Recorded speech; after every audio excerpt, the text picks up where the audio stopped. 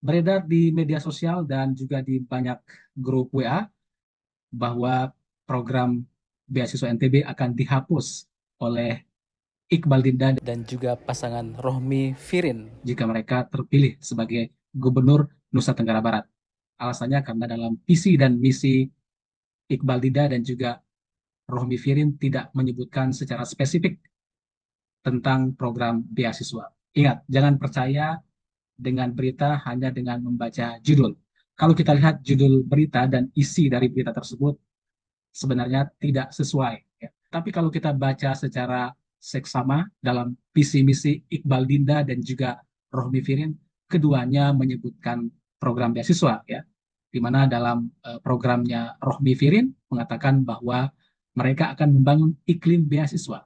Begitu juga dalam program strategis Iqbal Dinda. Bahkan dalam satu kesempatan, Iqbal juga menegaskan bahwa jika ia terpilih sebagai gubernur, maka ia akan meningkatkan kualitas beasiswa ini dan tentunya akan memperbaiki bagaimana mekanisme dari program beasiswa. Dan berikut adalah penjelasan lalu Iqbal ketika ditanya terkait dengan kejelasan atau keberlanjutan dari program beasiswa NTB. Terkait dengan isu Mami itu katanya itu mau mencabut beasiswa kata Mi. Apakah benar ada hal tersebut Mi? Ini pengen didengar langsung sama masyarakat Sumbawa Mi. Kalau tidak benar itu kira-kira apa nanti perbedaan program Mami sama yang sudah? Mas, saya ini alumni beasiswa. Saya ini S1, S2 sampai S3 selalu beasiswa gitu. Dan saya tahu bahwa beasiswa itu dibutuhkan gitu.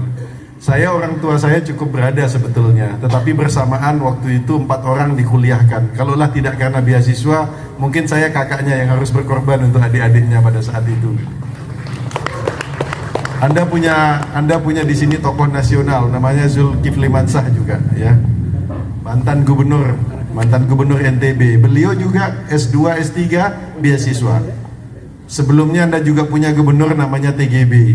Beliau itu juga alumni beasiswa. Jadi beasiswa itu adalah katalisator, adalah milestone buat orang yang ingin untuk mengembangkan dirinya dan menjadi orang yang sukses gitu.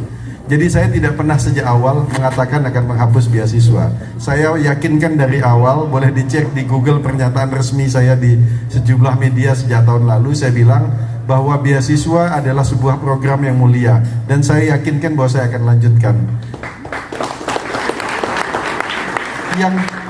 Yang tidak akan saya lanjutkan adalah membiayai beasiswa ini dari APBD. Dan kedua, merubah tata kelolanya. Kenapa? Saya ceritakan teman-teman. Provinsi NTB ini bukan provinsi kaya. APBD-nya hanya 6 triliun, penduduknya hampir 6 juta. Kalau dibagi rasionya, berarti 1 juta per orang setahun. Ini kalau cara gampang ya, cara gampang. Itu pun 6 triliun itu setengahnya adalah untuk belanja pegawai, untuk membayar pegawai-pegawai pemerintahan gitu. Sisanya 3 triliun. Sebagian entah berapa ratus juta itu dibayar untuk membayar hutang-hutang jangka pendek dan jangka panjang. At the end yang betul-betul bisa dipakai buat program mungkin cuma 2 triliun, 2,5 triliun. What can you do gitu dengan uang segitu?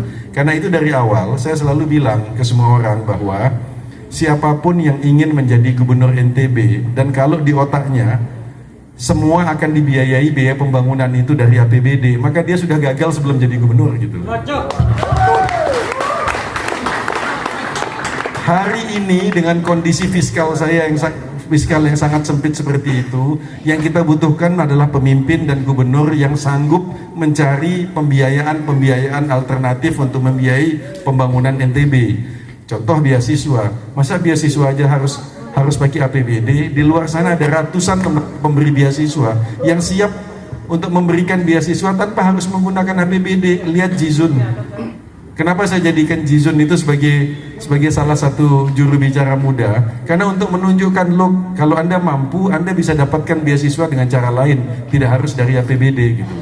Nah, kita harapkan nanti melalui program beasiswa yang akan kita lanjutkan, kita bisa melahirkan Dr. Jizun baru nanti melalui cara-cara. Saya ini orang Kementerian Luar Negeri, kebetulan ketua Asosiasi Diplomat Indonesia juga, jadi hampir semua dubes itu adalah anggota saya gitu, dan saya ketua kelasnya gitu. tinggal kita identifikasi nanti negara-negara mana yang menjadi target kita. Kita identifikasi keahlian apa sih yang dibutuhkan di NTB untuk 10 tahun, 15 tahun yang akan datang. Lalu kita nominasikan, ini keahlian yang kita butuhkan. Kita cari negara mana yang paling ahli di bidang itu. Kita minta para dubes-dubes ini tolong bantu saya cari saya 2 di satu negara, 2 beasiswa. Kalau kita punya 30 duta besar, 60 beasiswa kita bisa amankan dalam satu di universitas terbaik di bidangnya gitu. Jadi insya Allah kalau beasiswa insya Allah tanpa harus pakai APBD kita bisa carikan sumber-sumber lain untuk membiayainya. Tapi satu hal yang pasti kita akan teruskan beasiswa. Apa yang baik dari periode sebelumnya pasti akan kita lanjutkan. Dan menurut saya beasiswa adalah salah satu hal baik yang dihasilkan oleh periode sebelumnya. Hanya tata kelolanya harus kita ubah gitu ya. Dia harus lebih transparan. Semua orang harus punya akses. Baik yang organisasi ini, organisasi itu semua harus punya akses yang sama. Baik dia dari daerah ini, daerah itu, dari universitas ini, universitas itu, semua harus punya akses yang sama ke beasiswa NTB itu nanti. Terima kasih. Thank you, luar biasa sekali. Kalau bisa saya cerna sedikit omongan Mami malam ini, Mami diberikan langsung untuk kita semua oleh Prabowo. Simpelnya begitu. Mudah kok jemput anggarannya 2 APBD gitu. Oke, karena ini kita punya keterbatasan waktu, Mami ada closing statement yang disampaikan buat masyarakat Sumbawa, terutama Gen Z dan milenial yang mungkin besok pagi mereka akan nonton video ini, Mi. Siap. Sebelumnya saya mau jawab tadi ada kegelisahan salah satu temannya. Nanti akan saya buat closing statement habis ini. Tapi tadi ada pertanyaan mengenai kenapa sih ada batasan-batasan usia untuk ini, untuk itu. Mana yang nanya tadi ya? Oh siap, oke. Terus sayangnya saya nggak bisa jawab karena kita punya kegelisahan yang sama gitu. Saya juga gelisah, tapi kita bisa jawab sendiri kok kegelisahan kita gitu. Saya usia 45 tahun, saya memutuskan untuk mulai berbisnis. Pada saat itu saya berpikir bahwa it's too late for me gitu. Sampai saya baca buku mengenai biografi mengenai Kolonel Sanders. Tahu Kolonel Sanders ya, KFC, Kentucky Fried Chicken.